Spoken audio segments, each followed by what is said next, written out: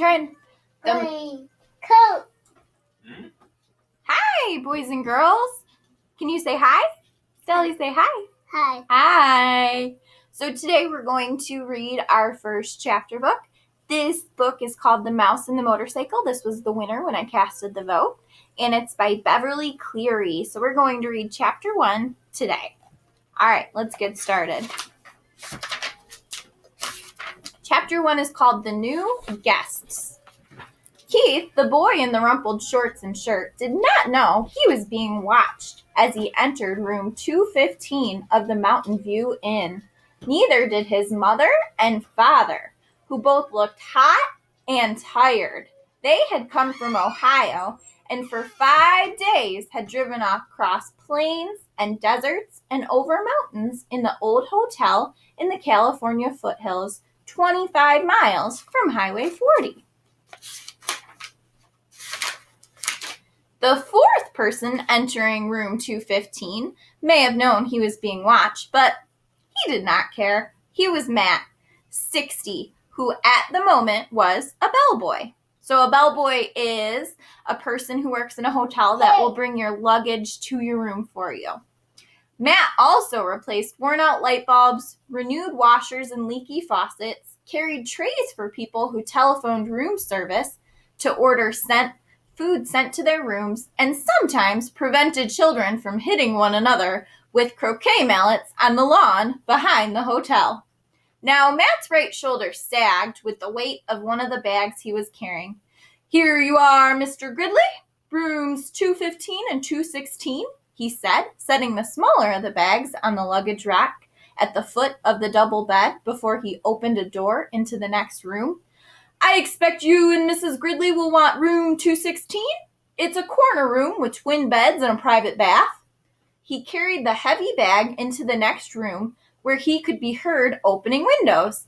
Outside, a chipmunk chattered in a pine tree and a chickadee whistled, "Bee, bee, bee."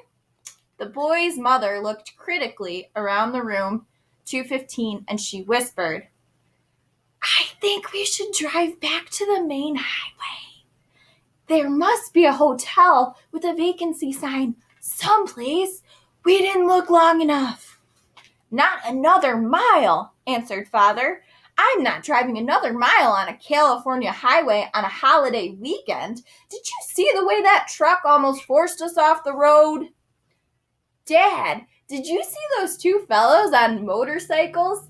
began the boy, and he stopped, realizing he should not interrupt an argument.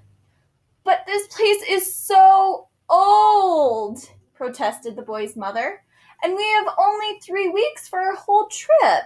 We planned to spend the 4th of July weekend in San Francisco, and we wanted to show Keith as much of the United States as we could." "San Francisco will have to wait. This is part of the United States. Besides, this used to be a very fashionable hotel," said Mr. Gridley. "People came from miles around." 50 years ago, said Mrs. Gridley, "and they came by horse and buggy." The bellboy returned to room 215. "The dining room opens at 6:30, sir. There is ping pong in the game room, TV in the lobby, and croquet on the back lawn. I'm sure you will be very comfortable." Matt, who had seen guests come and go for many years, knew there were two kinds. Those who thought the hotel was a dreadful old barn of a place, and those who thought it charming and quaint, so quiet and restful. "Of course we will be comfortable," said Mr. Gridley, dropping some coins into Matt's hand for carrying the bags. "But this old hotel is positively spooky." Mrs. Gridley made one last protest. "It is probably full of mice." Matt opened the window wide. "Mice? Oh, no, ma'am. The management wouldn't stand for mice." "I wouldn't mind a few mice," the boy said as he looked around the room at the high ceiling, the knotty pine walls, the carpet so threadbare that many of its roses had almost entirely faded, the one chair on its back, the waste basin and towel racks in the corner of the room. "I like it here," he announced. "A whole room to myself. Usually, I just get a cot in the corner of the motel room." His mother smiled, relenting. Then she turned to Matt. "I'm sorry. It's just that it was so hot crossing Nevada, and we are not used to mountain driving. Back on the highway, traffic was bumper to bumper. I'm sure we shall be very comfortable." After Matt had gone, closing the door behind him, Mr. Gridley said, "I need a rest before dinner. 400 miles of driving and that mountain traffic, it was too much.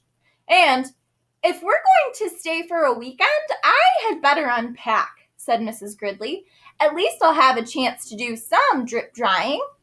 Alone in room 215 and unaware that he was being watched, the boy began to explore. He got down on his hands and knees and looked under the bed. He leaned open the window as far as he could and greedily inhaled deep breaths of pine-scented air. He turned the hot and cold water on and off in the waste basin and slipped one of the small bars of paper-wrapped soap into his pocket. Under the window, he discovered a knothole in the pine wall down by the floor, and squatting, poked his finger into the hole.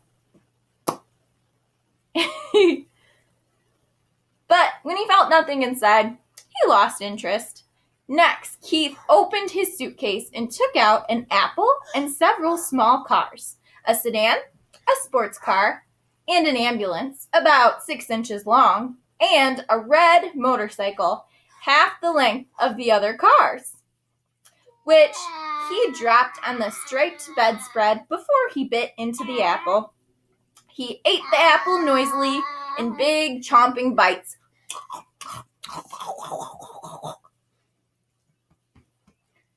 And then laid the core on the bedside table between the lamp and the telephone.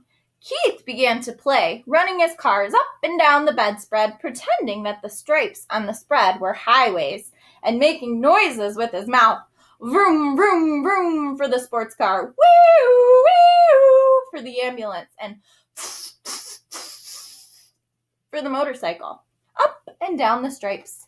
Once Keith stopped suddenly and looked quickly around the room as if he expected to see something or someone, but when he saw nothing unusual, he returned to his cars.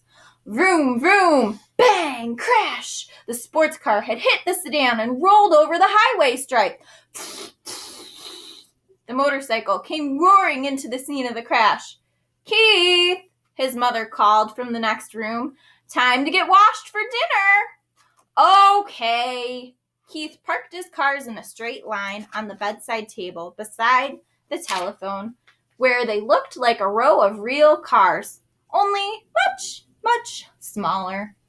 The first thing Mrs. Gridley noticed when she and Mr. Gridley came into the room was the apple core on the table. She dropped it with a thunk into the metal wastebasket and the table as she gave several quick little sniffs into the air and said, looking very perplexed. Perplexed means confused, boys and girls. Mrs. Gridley. "I don't care what the bellboy said. I'm sure this place has mice." "I hope so," said Keith. All right, that was chapter 1. Chapter 2 is called The Motorcycle. Here's a picture of Keith's motorcycle. Remember, it is a miniature motorcycle, so it's very small. I wonder what is going to happen. You know the story's called The Mouse and the Motorcycle, so go ahead and make your predictions. Yeah. I will be back tomorrow with another story, and on Friday, I hope you can join me for a Zoom meeting because I would love, love, love to see all your faces. I miss you so much. Can you say bye, Stella? Say bye. Bye. Bye.